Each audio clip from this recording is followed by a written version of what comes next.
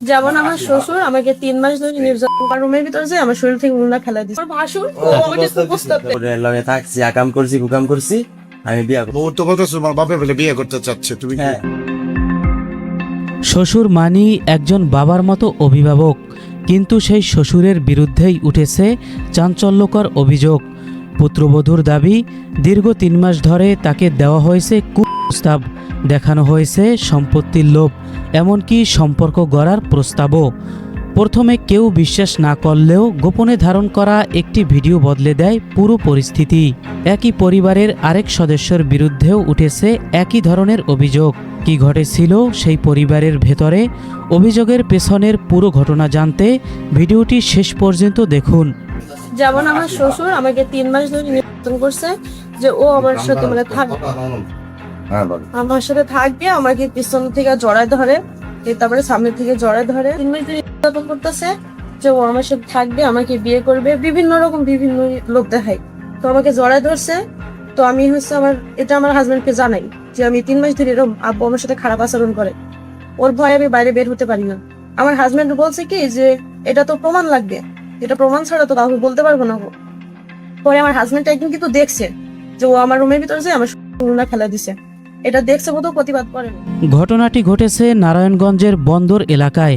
ভুক্তভোগী গৃহবধূর দাবি, প্রথম দিকে তিনি বিষয়টিকে তেমন গুরুত্ব দেননি, তবে সময়ের সঙ্গে সঙ্গে পরিস্থিতি আরও উদ্বেগজনক হয়ে উঠলে তিনি মুখ খুলতে বাধ্য হন। তার অভিযোগ, গত প্রায় 3 মাস ধরে শ্বশুর বিভিন্ন ধরনের কুপ্রস্তাব দিয়ে আসছিলেন, এমনকি সুযোগ পেলেই তাকে জড়িয়ে ধরার চেষ্টা করতেন এবং অনৈতিক সম্পর্ক গড়ার প্রস্তাব দিতেন বলেও অভিযোগ করেন তিনি। আমরা যে বিষয়টা জানতে চাচ্ছি, হ্যাঁ, যে আপনার শ্বশুর আপনাকে চেষ্টা করেছে কিনা। চেষ্টা করছে। আপনার শ্বশুরের পরিচয়টা জানতে আগে। শ্বশুর নাম রাতুল কি? ইসলাম। আপনার বাসা? আমার বাসা কুষ্টিয়া, আর শ্বশুরের বাসাটা কোন জায়গায়? ওর বাসা হচ্ছে জাঙ্গাল। জানা না। হাজবেন্ডের নাম? এটা কি, এটার কোনো বিচার নাই? আমি সবার কাছে বিচার চেয়েছি, কিন্তু এর বিচার আমাকে কেউ দেয়নি। এটা আচ্ছা। কি- গৃহবধূর অভিযোগ, শ্বশুর শুধু প্রস্তাবেই সীমাবদ্ধ ছিল না, তিনি বিভিন্ন সময় জমি জমা ও সম্পত্তির লোভ দেখিয়ে ছেলেকে ছেড়ে তাকে বিয়ে করার প্রস্তাবও দেন। বিষয়টি তিনি স্বামীকে জানালেও শুরুতে তা বিশ্বাস করেননি, বরং স্ত্রীকে সন্দেহ করে দোষারোপ করেন বলে অভিযোগ। এমনকি এ বিষয়ে কোনো পদক্ষেপ না নিয়ে উল্টো তাকে শাসানো হয়েছিল বলে দাবি করেন এই গৃহবধূ। মানে লোভ দেখাই, জমিন লোভ দেখাই যে আমি জমি স্ত্রী করে দেবো, তুই আমার সাথে বিয়ে কর। তখন মনে করেন আমার হাজবেন্ডকে আমি জানাই। পরবর্তীতে একদিন শ্বশুরের আপত্তিকর আচরণের কিছু অংশ গোপনে মোবাইল ফোনে ধারণ করেন এই গৃহবধূ। পরে সেই ভিডিও স্বামীকে দেখানোর পর পরিস্থিতির মোড় ঘুরে যায়। ভিডিওটি দেখার পর স্বামীও বিষয়টির প্রতিবাদ করেন। আমাদের 3 মাস যাবত বইলা গেছে, ঠিক আছে। পরবর্তীতে আমি বলছি যে আমাদের পাশে তো এরকম যে প্রমাণ ছাড়া এরা বিশ্বাস করতো না, পয়েন্ট রেকর্ড করা হয়েছে, ঠিক আছে। পরবর্তীতে হয় ফোনে রেকর্ড করছে, রেকর্ড করার পরে আমি বাদ রেখে বলি নেই। তবে শুধু শ্বশুরের বিরুদ্ধেই নয়, একই পরিবারের ভাসুরের বিরুদ্ধেও অনুরূপ অভিযোগ তুলেছেন তিনি। তার দাবি, ভাসুরও বিভিন্ন সময় তাকে বিয়ের প্রস্তাব দিয়েছেন এবং স্বামীকে তালাক দিয়ে তার সঙ্গে সংসার করার জন্য চাপ দিয়েছেন। একজনের কথা বললেন শাহজাহান, আপনি কি হয়? ও আমার ভাসুর, ও আমাকে প্রস্তাব দেয়। ওর দুইটা বউ আছে, একটা ইটখোলার থেকে নিয়ে এসছে, আর একটা এই যে বাড়ির পাশে। হ্যাঁ, সেও কি আপনাকে প্রস্তাব দিত? হ্যাঁ, মানে ও আমার সাথে- রেকর্ড না, তুমি জড়াজড়ি করতে হচ্ছে। শোন। এই যে দেখেন রেকর্ড আছে, প্রমাণ আছে। করতে করতে একদিন মনে করেন যে লাস্ট সেদিন আমাকে জড়ায় ধরছে, জড়ায় ধরে টাইম না, মানে আমার সাথে হেনস্থ করতেছে, মানে আমার সাথে থাকবে। এই সময়তেই আমি মনে করেন ফোনে রেকর্ড করে নিছি, নিয়ে আমার হাজবেন্ডকে দেখাইছি। আমার হাজবেন্ড শুনে এটা প্রতিবাদ করছে। প্রতিবাদ করার পরে আমার হাজবেন্ড ওর অফিসে গেছে। এটা আমার লাস্ট প্রমাণ।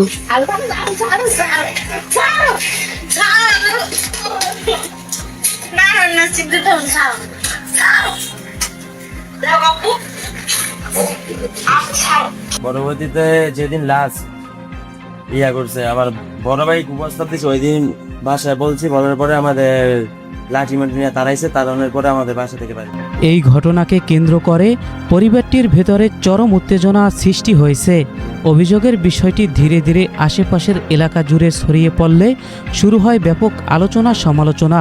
পরিস্থিতি নিয়ন্ত্রণে আনতে পরবর্তীতে স্থানীয় গণ্যমান্য ব্যক্তিদের উপস্থিতিতে একটি সালিশি বৈঠকের আয়োজন করা হয়।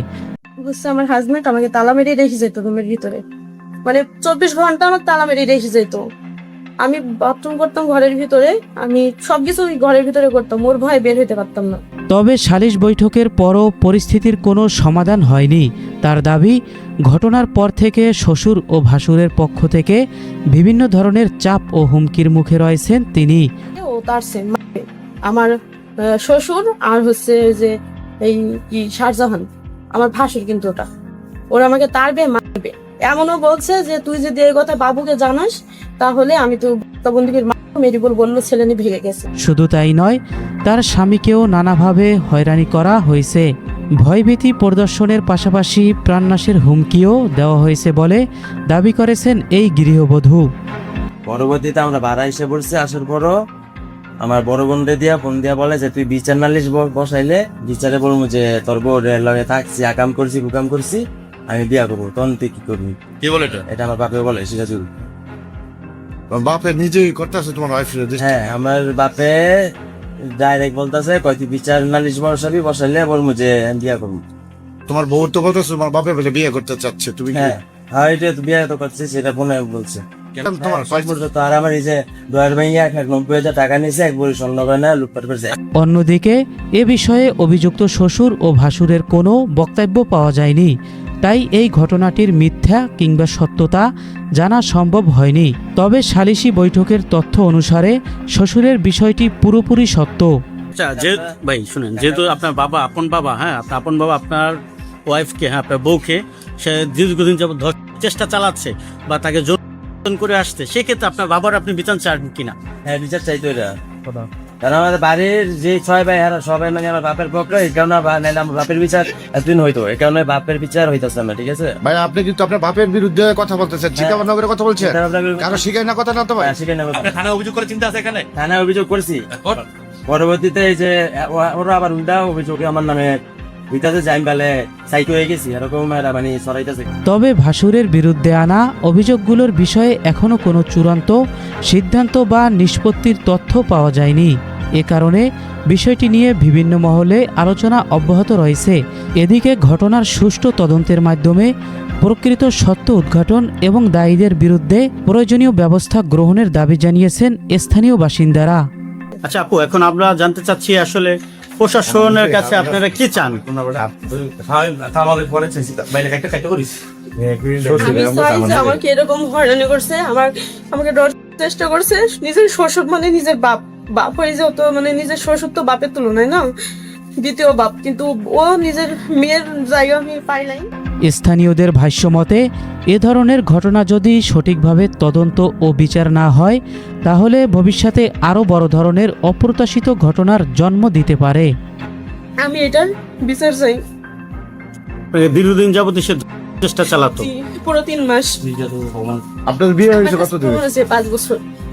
3 মাস যাবত ওর ভয়ে আমি ভাড়া থাকতাম, মানে 4 বছরে আমি ভাড়া আসছে, এখানে 5 মাস হয়েছে। শ্বশুরের মতো একজন অভিভাবকের কাছ থেকে এমন অভিযোগ সমাজের জন্য গভীর উদ্বেগের বিষয়।